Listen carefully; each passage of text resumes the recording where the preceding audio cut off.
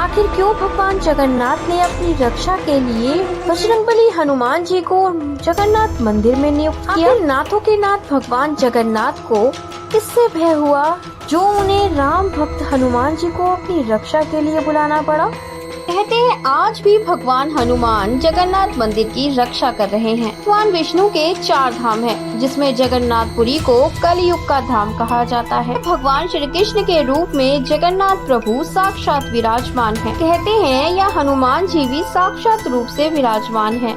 ये इस मंदिर के रहस्यों को आज तक कोई सुलझा नहीं पाया। साक्षात भगवान विराजमान हो, उन रहस्यों को सुलझाना हर किसी के बस की बात नहीं। तो आइए जानते हैं जगन्नाथ भगवान और हनुमान जी की इस अनोखे रहस्य के बारे में। मेरी आपसे विनती है कि आप वीडियो के अंत तक बने रहिएगा ताकि जगन्नाथ भगवान की कृपा आप पर भी बनी रहे।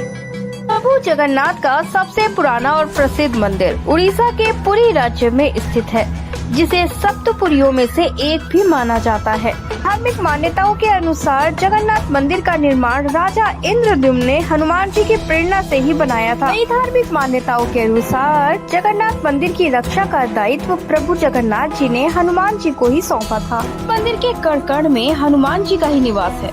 पुराणों में बजरंगबली हनुमान जी और जगन्नाथ भगवान की 2 कथाएं विख्यात हैं, जिसमें से एक कथा में भगवान जगन्नाथ ने हनुमान जी को बेड़ियों से बांधा था और दूसरी कथा में हनुमान जी ने समुद्र के शोर को जगन्नाथ मंदिर में जाने से रोका था। आइए सुनते हैं भगवान जगन्नाथ ने हनुमान जी को सोने के बेड़ियों से क्यों बांधा। एक पौराणिक कथा के मुताबिक जगन्नाथ मंदिर में जब भगवान जगन्नाथ की मूर्तियों को स्थापित किया गया तो भगवान जगन्नाथ के दर्शन की अभिलाषा समुद्र को भी हुई। प्रभु दर्शन के लिए समुद्र ने कई बार मंदिर में प्रवेश किया। जब समुद्र मंदिर में प्रवेश करते तो मंदिर को बहुत क्षति पहुंचती थी।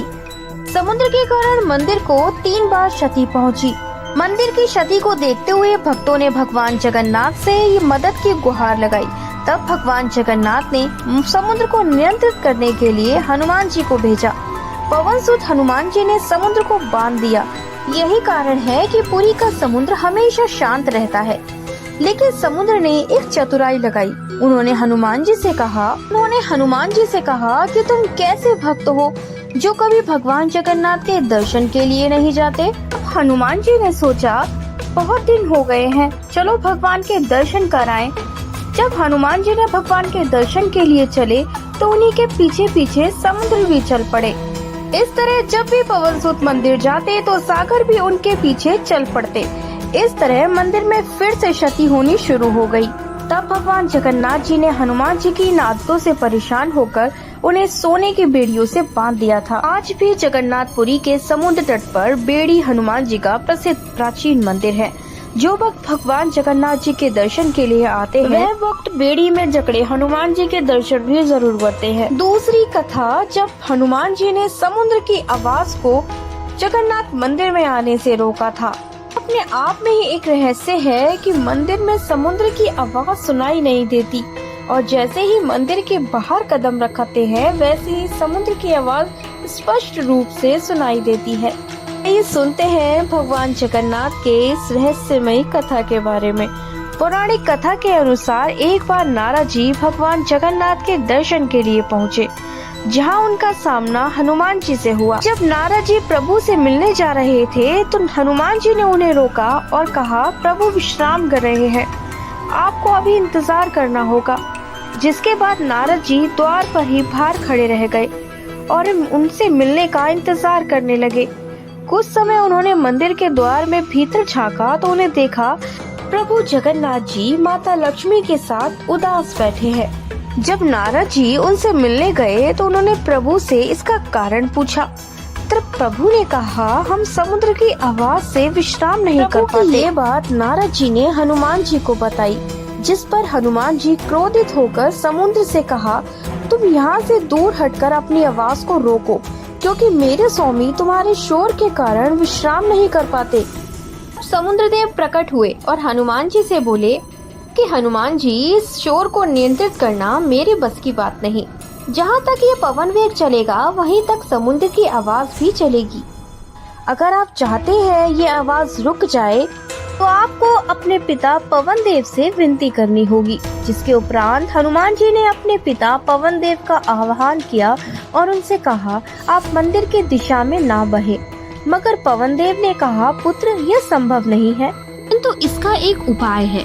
तुम मंदिर के चारों तरफ ध्वनि रहित वायु कोशिकाओं को एक वृत्त बनाओ। अपने पिता की बात मानते हुए हनुमान जी ने अपनी शक्ति से अपने आप को 2 भागों में विभाजित कर लिया और मंदिर के चारों ओर पवन की गति से भी तेज चक्कर लगाने लगे, जिस कारण वायु का एक ऐसा चक्र बना जिससे समुद्र की ध्वनि मंदिर के अंदर ना जाकर मंदिर के आसपास ही घूमने लगी, जिसके बाद से ही समुद्र की आवाज मंदिर के अंदर कभी प्रवेश नहीं कर पाई। कहा जाता है जैसे ही आप मंदिर में प्रवेश करते हैं तो आपको समुद्र की आवाज सुनाई नहीं देती, लेकिन जैसे ही आप मंदिर से बाहर एक कदम भी रखेंगे तो आपको समुद्र की आवाज स्पष्ट रूप से सुनाई देगी। जो लोग इन कथाओं को नहीं मानते उन लोगों ने काफी कोशिश की जगन्नाथ मंदिर के इस रहस्य को सुलझाने की, लेकिन उनके हाथ कुछ नहीं लगा। ये रहस्य आज भी रहस्य ही बना हुआ है। कहते हैं जगन्नाथ मंदिर को कलयुग का धाम कहा जाता है। कलयुग धाम में हनुमान जी आज भी जगन्नाथ मंदिर की रक्षा करते हैं। कहते हैं भगवान जगन्नाथ ने राम अवतार का रूप भी धारण करा था। एक बार तुलसीदास जी, जो भगवान श्री राम के सच्चे भक्त थे, अपने प्रभु के दर्शन की इच्छा हेतु जगन्नाथ मंदिर में पधारे।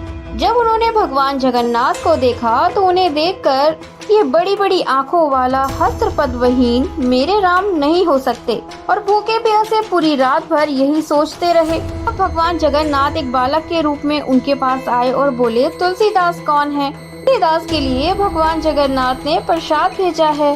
तुलसीदास ने कहा, मुझे नहीं चाहिए आपके जगन्नाथ का प्रसाद। उस बालक ने कहा, भगवान जगन्नाथ का प्रसाद पाने तो दूर दूर से लोग आते हैं और आप इसे स्वीकार नहीं कर रहे। तुलसीदास ने कहा, मैं अपने प्रभु को भोग लगाए कुछ नहीं खाता। हमारे भगवान जगन्नाथ का झूठा भोग मैं अपने प्रभु को नहीं लगा सकता। तभी बालक ने कहा, ये तुम्हारे इष्ट ने ही तो भेजा है। आपने ही तो रामायण में अपने प्रभु के इस अवतार का वर्णन किया है। सुनते ही तुलसीदास रोने लगे और अगले दिन जब भगवान जगन्नाथ के दर्शन के लिए पहुँचे, उन्हें जगन्नाथ के स्वरूप में ही भगवान राम के दर्शन हुए। ऐसे ही हैं हमारे जगन्नाथ प्रभु। इन भाव से देखोगे उसी रूप में दिखाई देते हैं। वीडियो अच्छा लगा तो वीडियो को लाइक शेयर सब्सक्राइब करना मत भूलिएगा। जय श्री जगन्नाथ, जय श्री कृष्णा, राधे राधे।